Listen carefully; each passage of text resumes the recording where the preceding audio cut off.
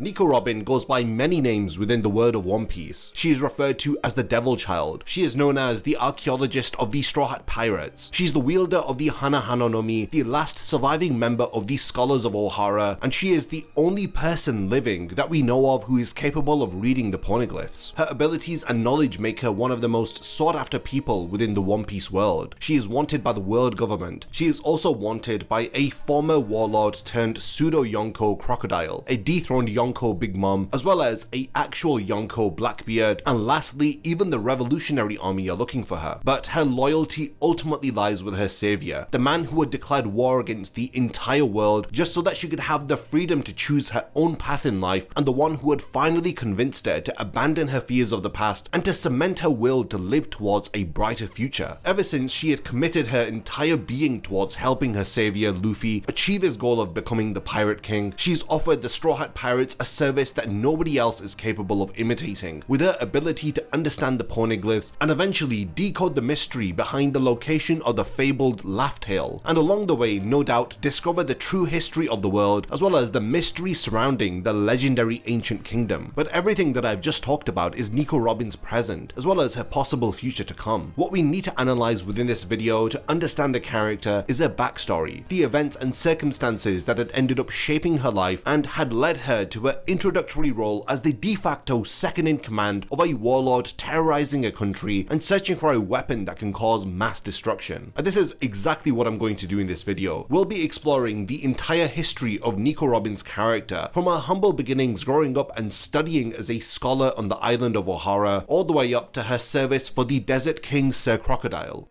So let's start at the very beginning, on the West Blue Island of Ohara, which was also referred to as the Island of Scholars, a title that it had well and truly earned. It was the home to the Tree of Knowledge, a 5,000-year-old tree housing the cumulative knowledge of some of the greatest scholars and archaeologists in existence. And approximately 30 years before the present day of One Piece, it was also the birthplace of Nico Robin. Robin's mother had left when she was still very young, setting out on an expedition alongside a group of other archaeologists to research the Poneglyphs. Due to her father passing shortly after she was born, this had left Robin in the care of her uncle and his wife, the latter of whom frequently abused Robin both mentally and physically. She remained with them for the next 6 years, during which she at some point ate the Hana Hana no Mi, a devil fruit which has given her the ability to reproduce her body parts onto any surface. And as is often the case with devil fruit users, this had led to her being ostracized by the majority of the people within Ohara. The parents had told their children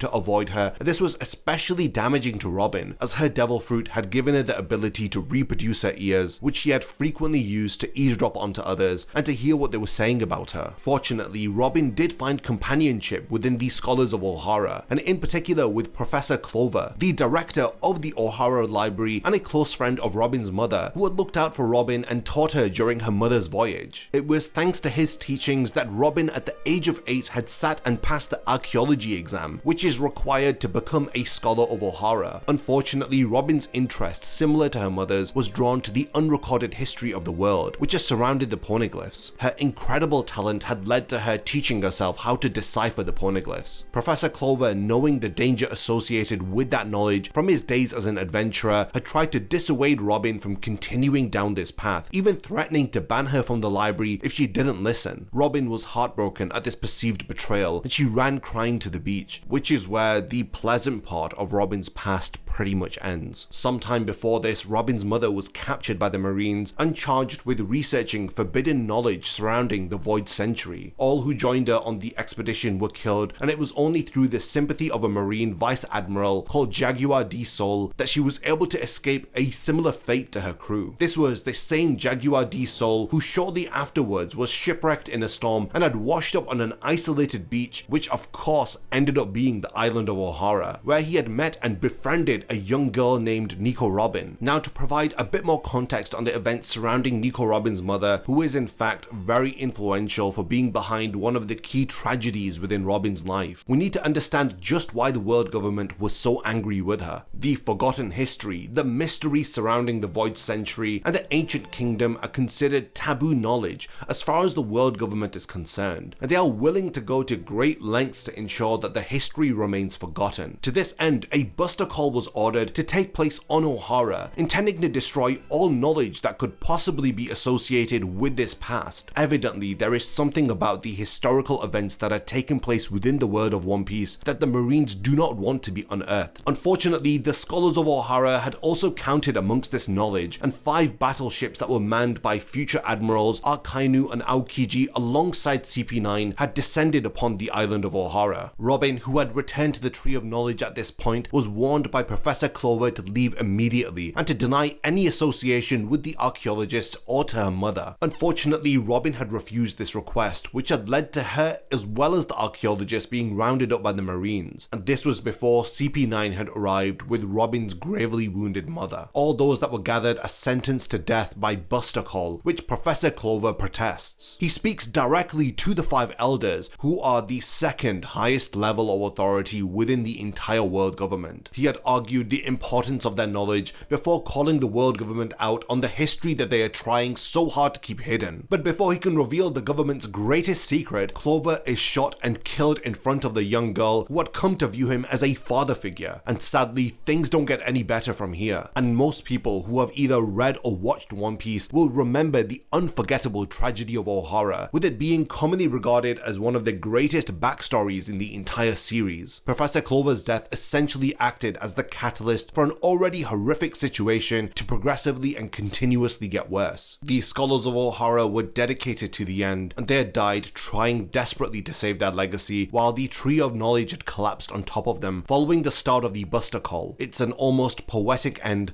as those who dedicated their lives to this knowledge ultimately died because of it, while of course they were trying to save it. Robin's mother was among those lost, but not before she had pleaded with Saul to get Robin to safety. Robin and Saul had made their way back to the isolated beach where they had first met, with Saul protecting her from the attacks from the Marines' battleships. Robin was refused entry onto the evacuation boat that was made for the island's civilian inhabitants, and instead she had boarded onto a raft which Saul had previously built to allow him to leave. At this point, and to the shock and disgust of everybody watching, the then Vice Admiral Akainu had ordered his ship to fire on and destroy the evacuation ship, condemning the entire remaining population of Ohara to death just on the off chance that one of the scholars may have snuck on board. Robin, at only 8 years old, had to watch her entire island, everybody that she had ever known, talked to or laughed with and even loved, die unnecessarily before her very eyes. But even after all of this, there was still one person left, Jaguar D. Sol, the former Vice Admiral who was cast away onto the island of Ohara. He was no match against his opponent that he fought against while trying to rescue Robin. He had ended up rebelling against his close friend Vice Admiral Aokiji. Now, recent chapters of the manga do reveal more information about the circumstances surrounding this event, so I recommend anybody who has not read chapter 1066 to skip to the following timestamp to avoid spoilers. Now, as far as Robin was aware, Sol was ultimately killed by Aokiji, who in an attempt to fulfill Sol's final wish decided to let Robin go free, even creating an ice passageway which protects her from the remaining members of the Marines. Sol's parting words to Robin were that of encouragement, that there was somebody waiting for her out there in the sea. There will be friends who will make her life feel whole again. This had offered very little comfort to somebody who had just lost everything. But something which would be unbeknownst to Robin for the next 24 years, however, was that Sol did not in fact die on that day. Aokiji, whether from kindness or carelessness, had used an attack which was not intentionally lethal to incapacitate Sol. As a result, when Monkey D. Dragon and Vegapunk, alongside what would eventually become the Revolutionary Army, had arrived onto the island days later, he was still breathing and so was capable of being saved. He had helped the Revolutionary Army with the recovery of what had remained of the knowledge of Ohara before setting off to Elbaf, where he would go into hiding from the world government. It is not until the most recent arc on Egghead Island where Robin and the rest of the Straw Hats finally meet with Vegapunk, and she would learn that a dear friend did in fact survive. So with the spoiler talk out of the way, following the destruction of Ohara and learning that Robin did in fact survive, the world government's PR team would go into overdrive, accusing the scholars of Ohara of scheming to use their vast knowledge as a means to acquire the ancient weapons to destroy the world, with Robin still attempting to carry out their will. The destruction of the 6 battleships which Sol had attacked were also attributed to Robin, despite her obviously playing no part in it because she was a child. This is where Robin had earned the titles of the Devil Child or the Demon of Ohara. The world government succeeded in cementing cementing her threat into the minds of the people and to encouraging either her death or capture, as she was assigned a 79 million berry bounty. With this now infamous reputation, as well as the price tag that was now hanging over her head, it would lead to a tragic series of events stemming from her childhood as the years had passed. Anyone who had expressed any care for her and had taken it in would eventually turn on her, betraying her to the world government just so that they could receive the payment in return. Any pirate crew that she had joined would inevitably believe that she had betrayed them when the Marines would start taking far more interest in them. Eventually, the years of heartbreak and betrayal would lead to Robin becoming jaded and distrusting, as she was now betraying the organizations that she was working for before they would have a chance to do the same to her. Now, this cycle of betrayal would continue until Robin was 24 years old, at which point she would meet the warlord of the sea, Sir Crocodile, while in Alabasta. Crocodile would need Robin's ability to read the Poneglyphs to achieve his ultimate goal within Alabasta, which was to find the Poneglyph that would reveal the whereabouts of the ancient weapon Pluton, and then to ultimately attain it. Robin would accept and join his organization Baroque Works under the pseudonym Miss Sunday. Ironically, Robin would now be doing exactly what the world government had accused her of nearly 20 years ago, and use her forbidden knowledge in an attempt to access the ancient weapons. Joining Baroque Works had proved to be a smart decision for Robin, as by coming under the effective protection of Sir Crocodile, she was essentially protected from the world government due to Crocodile's status as a warlord. She had remained within Baroque Works for 4 years, presumably assisting with their coup over the kingdom of Alabasta, all the way up until the day that a rookie crew known as the Straw Hat Pirates had found their way into the country, and well, we all know what happens from there. As I mentioned earlier on in this video, Nico Robin's backstory is one of the most tragic within the entire One Piece story. It's one that I've wanted to talk about and to shine a spotlight onto for quite a while, and with the recent revelations within the One Piece manga linking back to Robin's past, I felt like there was no better time than now to speak about her backstory. Let me know if you enjoyed this in-depth breakdown of the backstory of Nico Robin. Make sure to support the channel by liking the video and to leave a comment under it by continuing the discussion about her backstory. And lastly, if you have any suggestions about other topics you want me to cover, then definitely let me know in the comments under this video.